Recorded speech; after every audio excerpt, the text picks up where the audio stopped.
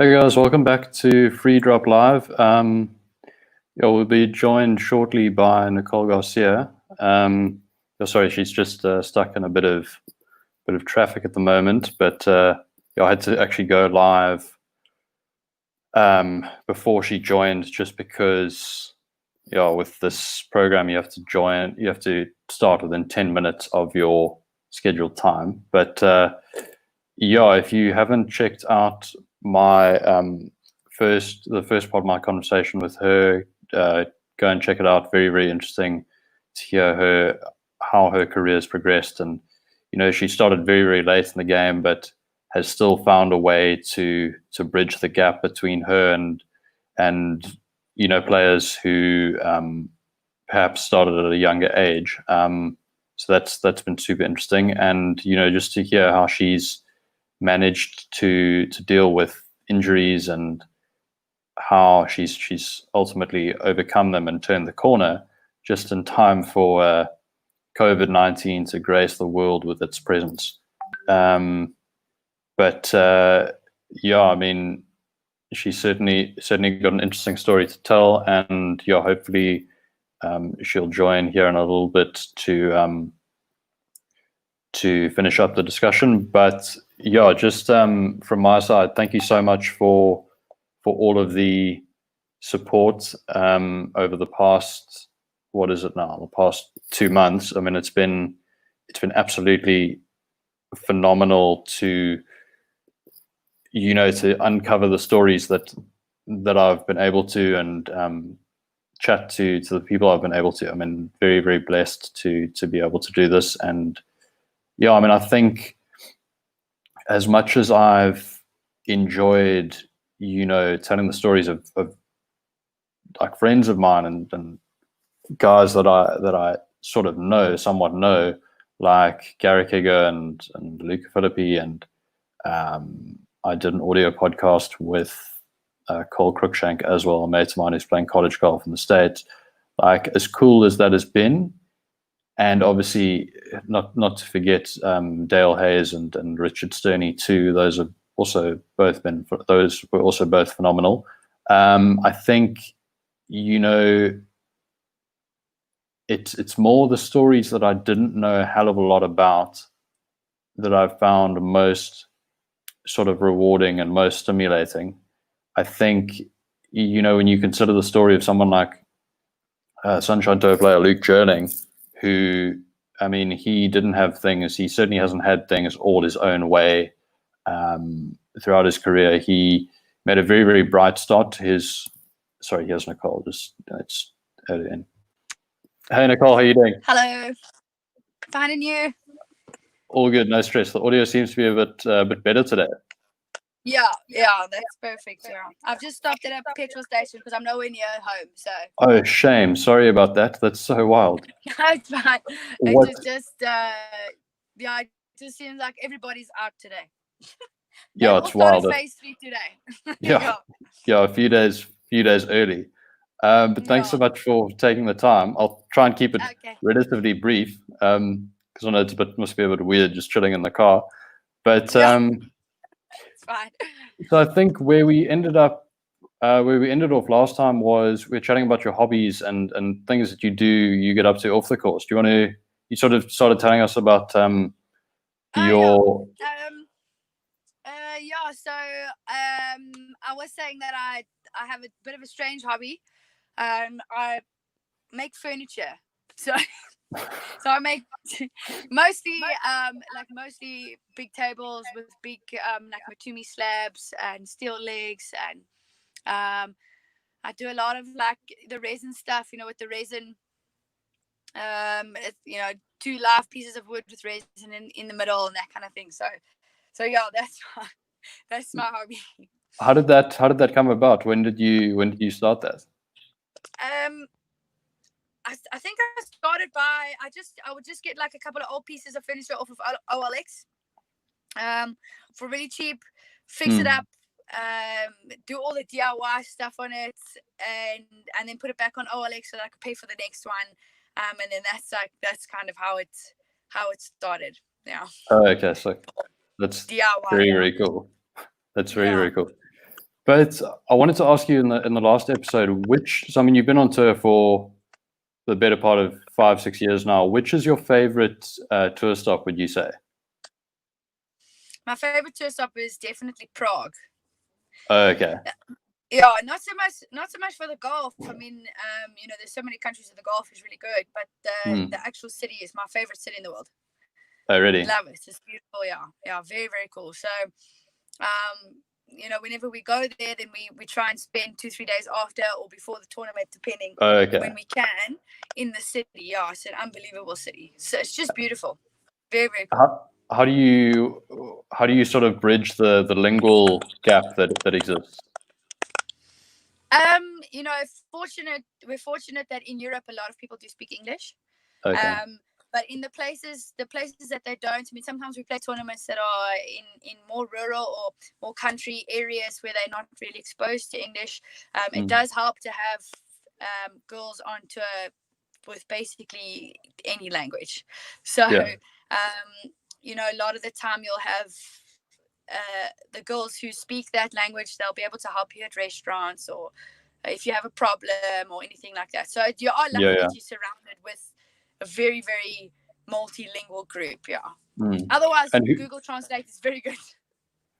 Yeah, I'd imagine that could be quite funny though, because I think it just translates it directly, so there's no sort of sentence structure involved at all. So, I mean, the most difficult place I would say is China for us. Like the Asian countries, China, Thailand, because nobody really on our tour can communicate. So those are the more difficult places. So a lot of the time you end up using a lot of universal sign, not sign language, but hand language, hand signals or whatever. And that's kind of how you get around those places. And then, sometimes you can, write a few phrases on a piece of paper that we might need, like, take us to the hotel or, where's this restaurant or whatever. And then you kind of just give them that piece of paper. But yeah, it is difficult. In those kind of countries where you've got nobody that understands the language, it is difficult. Have you ever, I mean, in your time in Asia, have you ever ordered something off a menu thinking that you were getting one thing and getting something completely different? Yeah, I think we have, but you get to know what the different dishes are. So you kind of stick to the same thing all the time. But we are lucky, like, in the hotels that we generally stay in, they are Western hotels. So you will get an English menu. I think we have ordered a couple of weird things, and I've also I've eaten from the street markets and things in China, and I have no clue what I ate. So I don't know what I ate. It could have been anything, and I survived, and I was fine. And but yeah, there is a lot of times that you have no clue. You just kind of look for something familiar, or you kind of point to somebody else's meal that they're having at the next table, like, I'll have that. Because you can't understand a word. I'm not ordering anything on that menu. You never know. It could be anything that comes out there. So so generally just point to what you want. We've learned over the years the best form of is just to show somebody what you want. Like, okay, that looks fine, I'll have that. I'm sure it can go pear-shaped pretty quickly if you try and take a chance, and then it's just a mess. Yeah, especially where you're not used to the cuisine, Yeah. And of the next generation, because obviously a lot is written about and said about, like, yourself, Leanne Pace, and Ashley Buhai, and your sort of generation.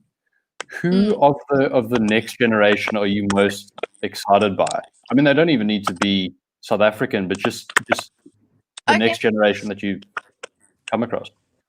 Yeah, well, I mean, look, the next South African that probably stands out is who has improved a lot over the last few years is probably Cassandra Hall. Okay. So she's really, really done well, and she's really starting to play some nice golf. So I'm excited to see what she does. Whether we start next year or this year or whenever, I'm excited to see what she does on tour. And there's the girls are getting younger and younger. Going on to tour. I mean, I was already considered older when I got into tour at the age of 23. or 24. Yeah. So the girls are now 18, 19. I think we had like a 16-year-old winner in Thailand last year. Sure. So the it's difficult to say. And also, I didn't play last year on tour, so I don't know the rookies. I don't know the new girls, sure. but so Sure. I don't think I'd be able to comment too much on the girls' performance from last year and this year. But Yeah, definitely, I mean, I did see Cassandra Hall play, and I definitely think, from a South African point of view, she's if she keeps going in the right direction, she'll be good on tour.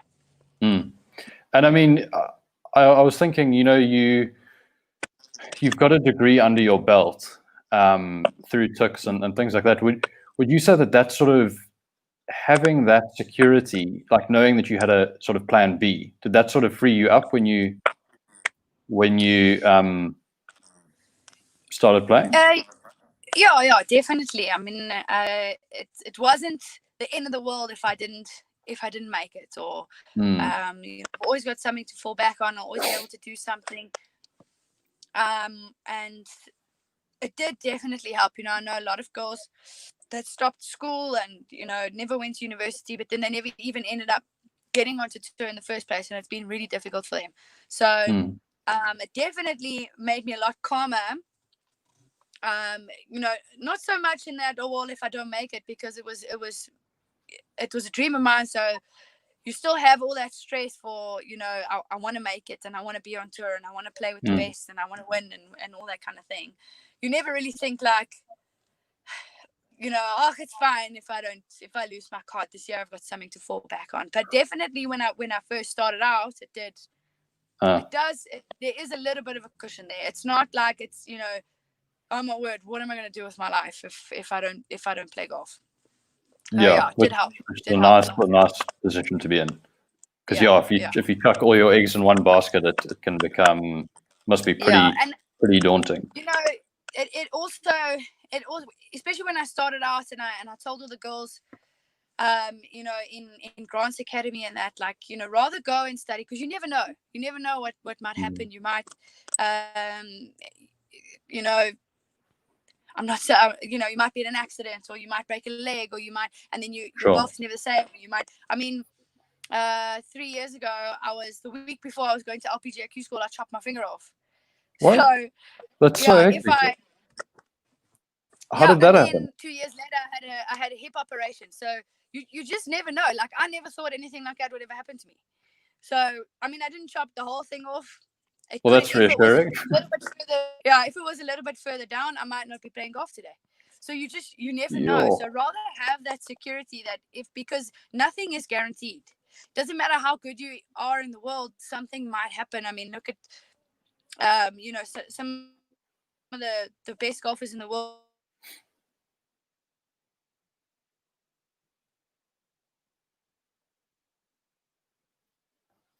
There's a bit of a lag.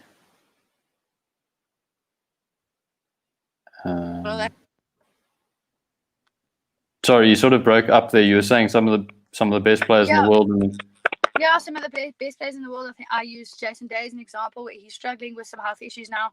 Yeah. And you just never know. It can happen to you at any age, at any time. So I think from that point of view, knowing that I have something else just in case, never mind that maybe I don't make it, or or I just don't feel like playing golf, or whatever. Do you know what I mean? Anything can happen. I might still have that hunger and want to play and want to go and win and all that kind of thing, but then something like that happens. My hip, for example, I know Anton Haig he struggled with the same hip issues. He's had operations on both hips twice, and that's taken I don't know how many years for him to get back into the game. So you just never know. Yeah. It looks like he is starting to come back there, slowly but surely. He's starting to make good progress. I think everyone, when he won in Thailand in 2007, I think everyone sort of thought that he was really going to explode, and then it didn't quite happen. But class is definitely permanent. So hopefully he'll be back. But you mentioned LPGA Tour School. What is that process like, and what are your lasting memories from that? From LPGQ school. Hmm. Yeah, I mean, look, the first time I went to LPGQ school, I kind of had that whole financial burden behind me. So when I didn't make it through the first stage, I was kind of relieved in a way, because I knew I couldn't actually afford the second stage. So that, I mean, that's a big factor for a lot of girls. Yeah. I went because I thought I had to, but once I got there and I knew I couldn't afford the second stage, it was quite a stressful situation for me. So that's probably my first memory of going to LPGQ school, was the financial stress. And I know I'm not the only one that struggled with that at LPGQ school. And, I mean, it's expensive. If you're talking in rands, if you want to go through all 3 stages, you're probably looking at close to 200,000 rand. So it's expensive. Really? To go, and that's not guaranteed that you make. I mean, you don't make any money playing, and it's not guaranteed that you get a card. So that has been one of the most stressful weeks. And then I went a second time when I had a couple of good seasons and I was in a little bit of a better situation, and I had some sponsors and things, and I came second in the first stage by 1 shot. But at that point, that was just before I was just starting to realize that there was something seriously wrong with my hip. Oh, I see. And I obviously got through to second stage, but by the time I got to second stage, I was on 12 pain pills a day. Jeez. I couldn't walk down the fairway properly, so it was very disappointing because my golf was really good at that point. Sure. So I came home and I had the surgery straight afterwards. And I mean, do you... No, sorry, go for it. Oh, those are your two experiences, yeah. Those were just my 2 experiences at LPGQ school, yeah. So hopefully, third time lucky. And if you just missed out and got status, like good status on Symetra or whatever, would you ever consider that route? No, I don't think so, because my status on the Ladies European Tour is really good. Okay. So I wouldn't leave the Ladies European Tour to go play Symetra. It's not worth it for me. Yeah, that's in the long run. Yeah. No, for sure. It would be more expensive to play a full season on Symetra than it would just to go to Q school. I would lose my status in Europe. And it's not guaranteed that I'll keep a status on Symetra. So there were a lot of different factors, but I definitely, and Symetra is tough. You play in places that are far from airports, far from anywhere.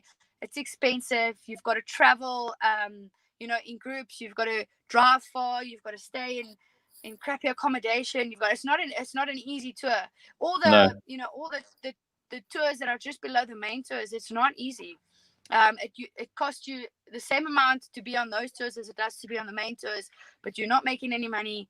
You're traveling, the cheapest way you possibly could, so you're not comfortable. You can't afford physios and coaches and things to be with you, so it's really difficult. So I think I'll just carry on going to Q school if I get the opportunity. Yeah, cool.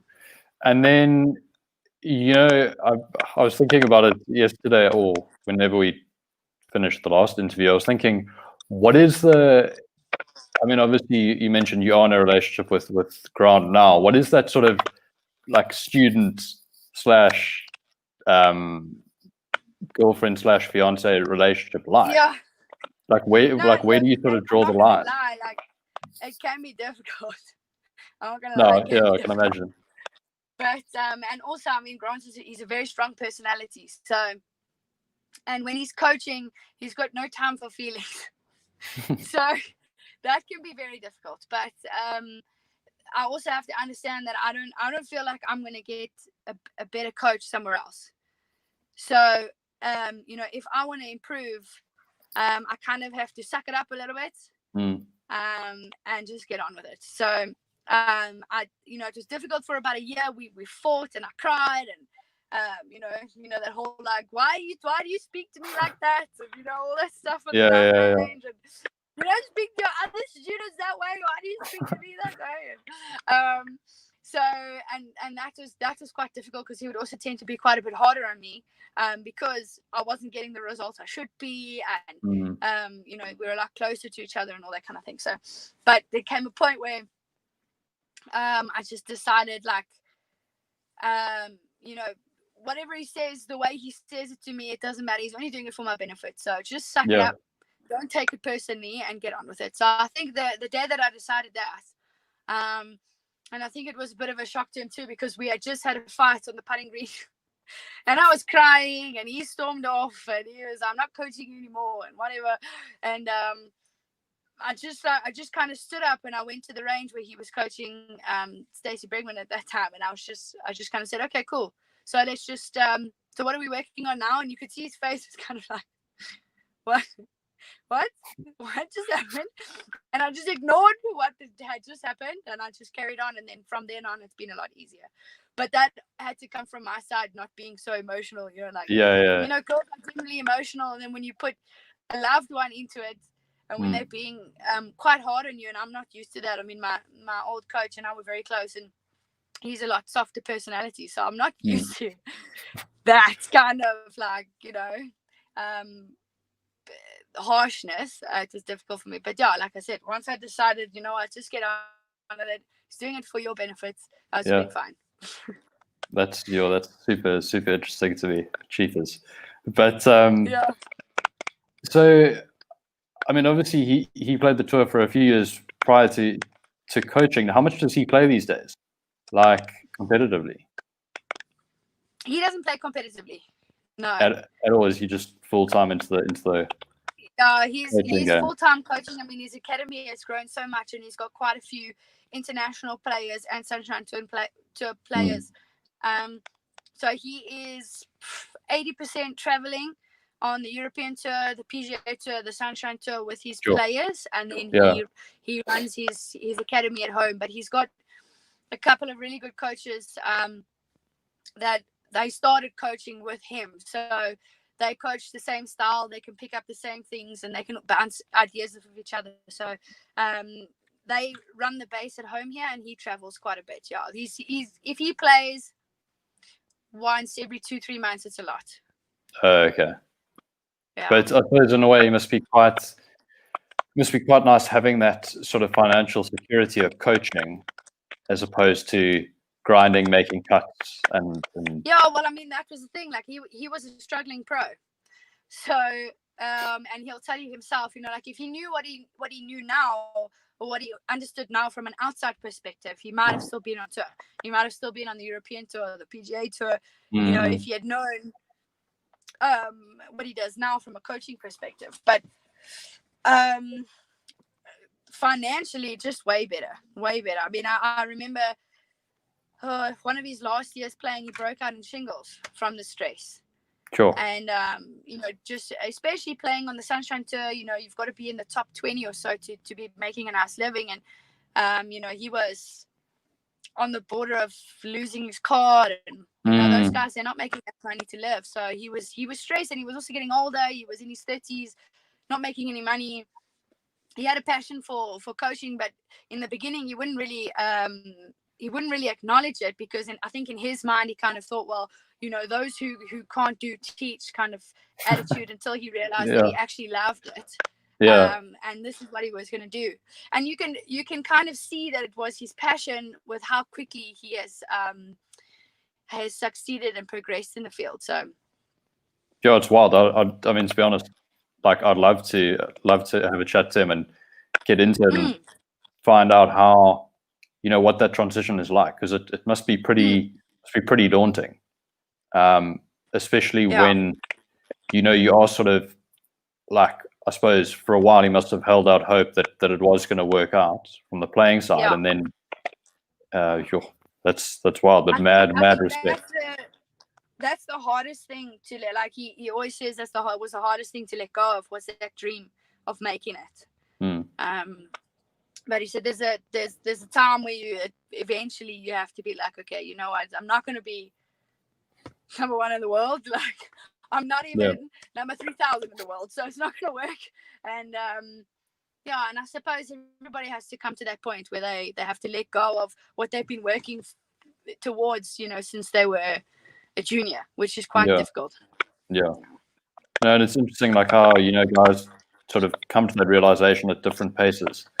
I mean, some guys bail sort of fairly early on, and and then others sort of grind it out for years. I mean, the guys that win on tour who have been to Q school like 12, 13 times, like in Europe and stuff. It's wild. Yeah. I know, And it's crazy. It's crazy. I look at a lot of even some girls. I look at them and I think I wouldn't have done that. I would not have gone back 7, 8 times. If I didn't get my card after the second or third time, I would have been like, Yep. Okay, maybe not, Yeah. So, but out of interest, what advice would you give to someone coming through the ranks? Like, let's say someone who is a good amateur and is looking to turn pro. And I mean, what do you wish someone had told you at the start of your career? In other words, I think don't worry so much about. Like, I wish I hadn't focused so much on score and being perfect. And I think also somebody like Stacey Bregman, she'll tell you the exact same thing. Don't worry about being perfect so much. And it's difficult. It's difficult to tell somebody just go out and have fun and enjoy it when you're playing for your livelihood and but I almost wish like somebody had taught me how to do that. Yeah. Not to. It's almost like you want it so bad that you leave no room for error, but there will always be errors in probably 99% of the shots that you do on the golf course. And if you don't handle that very well, it's not going to go very well for you. And I think that's probably it was a downfall for me. Sure, it's cool that you've got that perspective now and can sort of look back and know that you learned something from that. Yeah. So, hopefully maybe this break for me the last year and a half or whatever hopefully it will be good for me when I go back.